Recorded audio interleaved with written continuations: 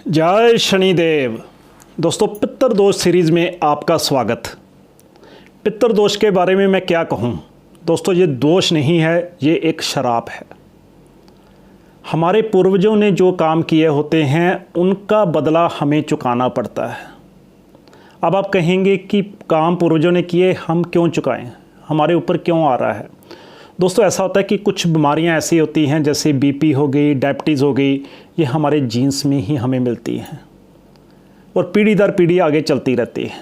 इसी तरह अगर आप बैंक का कर्ज देखें तो बैंक के कर्ज में क्या होता है कि जब आदमी मर जाता है तो उसके जो लीगल वारस हैं उनको एक नोटिस इशू किया जाता है।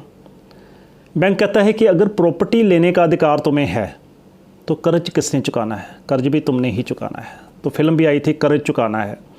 और आमतौर पर जो माँ बाप ने गलत काम किए होते हैं उनको बच्चों को भुगतना ही पड़ता है। कई बार ऐसा होता है कि माँ बाप ने कुछ गलत किया होता है और बच्चों तक वो शर्म चलती रहती है और बच्चे भी फेस नहीं कर पाते। दोस्तों, जो माँ बाप हैं या हमारे बुज़ुर्ग हैं, दादा परदादा हैं, आपको शायद सुनकर हैरानी होगी कि जो दादा परदादा हैं, जो उनकी ख्वाहिशें अधूरी रह जाती हैं वो हमारे रूप में ही दोबारा जन्म लेते हैं। दोस्तों, ये कहीं जाते नहीं हैं। जो स्वर्ग द्वार है अभी वो खुला नहीं है, वो बंद का बंद ही है और लास्ट में जब कलयुग ख़त्म होगा तब ही आत्माएं वापस जाएंगी। ये यहीं दोबारा जन्म हो रहे हैं, यहीं पे कर्ज चुकाना है। दोस्तों, आज जो हम कर्ज चुका रहे हैं वो क्या है? हम वही हैं, हम अपने परदादा और परदादा ही हैं जो हम चुका रहे हैं। तो दोस्तों, बात कर रहा था पितृदोष की।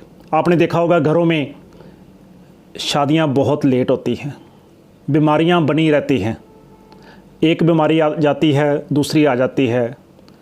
बिजनेसेस में इतनी अच्छी आपकी जो है योग्यता होती है फिर भी बिजनेसेस में लॉसेस बहुत होते हैं और बार बार लॉसेस हो रहे हैं। नौकरी में परेशानियां आ रही हैं बहुत ज़्यादा, संतान नहीं हो रही है घर में, या संतान बहुत लेट हो रही है, या संतान के ऊपर बड़े कष्ट हैं, संतान को बाहर भेजना है जा नहीं पा रही और संतान के लिए बहुत कुछ करना है मगर कर नहीं पा रहे। दोस्तों, क्या होता है, फेलर बार बार क्यों आ रही है? आपने जाना है कभी कारण? इसका कारण है पितृदोष। और दोस्तों, आपकी कुंडली इसमें जितना मर्जी राजयोग हो बड़ा, मगर अगर पितृदोष है तो सारा का सारा राजयोग बेकार है। जितने मर्जी अच्छे ग्रह बैठे हैं मगर अगर कुंडली में पितृदोष है तो सारे के सारे ग्रह बेकार हैं। और आप कुंडली लेकर कभी इस द्वार कभी उस द्वार, कभी इस पंडित जी के पास कभी उस पंडित जी के पास, कभी इन लाल किताब वालों के पास कभी उन लाल किताब वालों के पास घूम रहे हैं और आपको पता ही नहीं चल रहा है कि हमारे उपाय क्यों नहीं काम कर रहे हैं। दोस्तों, उपाय बिल्कुल भी काम नहीं करते।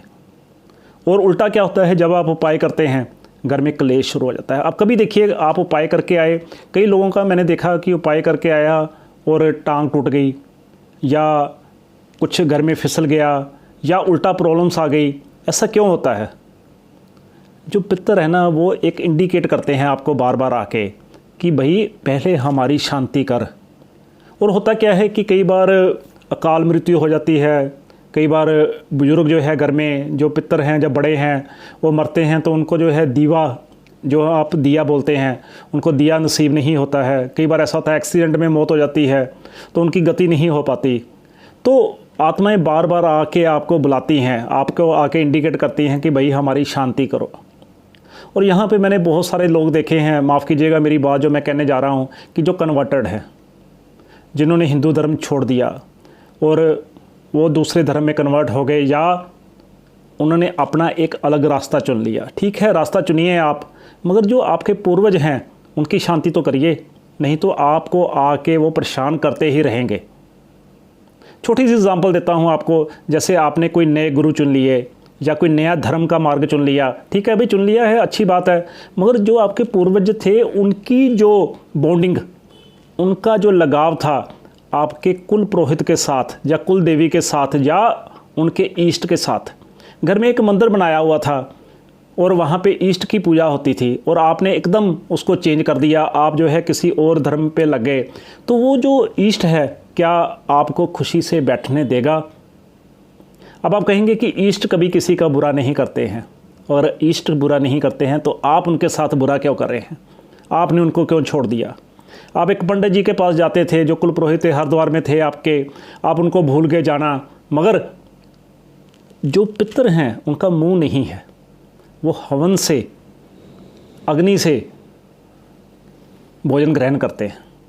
आप हवन कराते थे घर में, वो भोजन ग्रहण करते थे, अब उनको भोजन कौन देगा? उनका तो सोचो आप। वो जो पंडित जी जो आपको बता रहा हूँ कुल पुरोहित थे, वो हर साल आस लगाते थे कि हमारे पास आएंगे और भइयों के बीच में नाम लग के बैठे हुए हैं, उनको आपने नाराज़ कर दिया।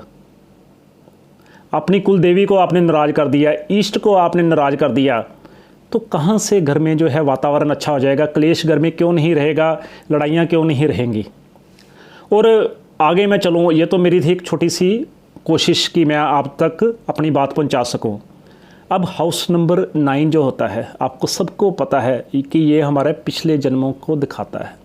जो हमने पिछले जन्मों में किया, जो हमने पिछले जन्मों में कमाया, और सारा हाउस नंबर 9 में होता है। और आपको ये भी पता है कि हाउस नंबर 9 से जितना भी है ये हाउस नंबर 2 में ट्रांसफ़र हो जाता है और वहाँ से हमें मिलता है।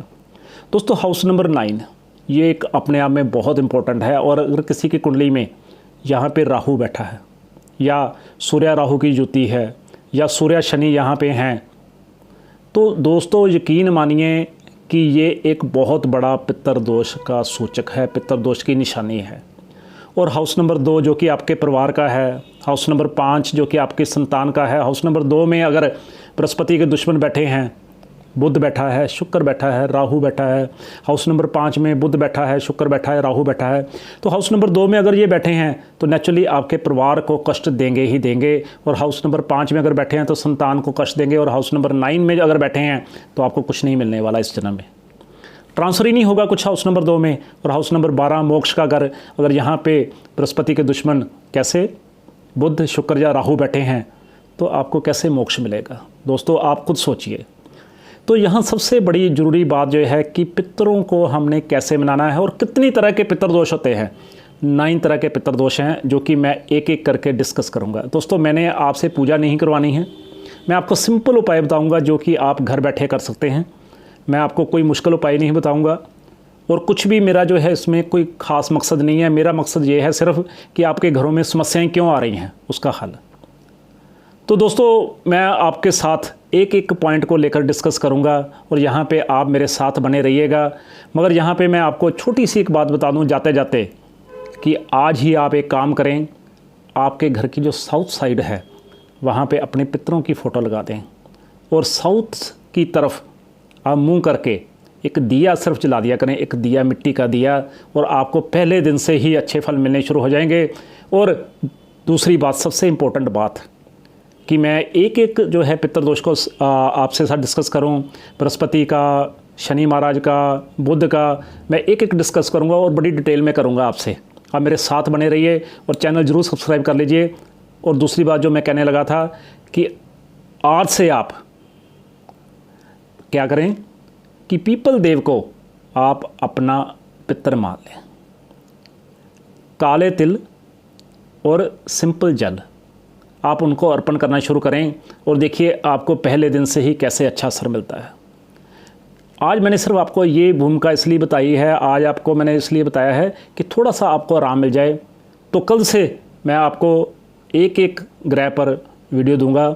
और जैसे कल हमारा जो है बृहस्पति का है, उसके बाद शुक्र होगा, चंद्र होगा, ऐसे मैं आपको बताता रहूँगा। आपने अपनी कुंडली में चेक करना है कि आपके यहाँ कहीं चंद्र का दोष तो नहीं है, बृहस्पति का तो नहीं है। और पितृदोष इसको बोलते हैं श्रापित कुंडली, कहीं आपकी कुंडली श्रापित तो नहीं है। तो धन्यवाद दोस्तों, जय शनिदेव।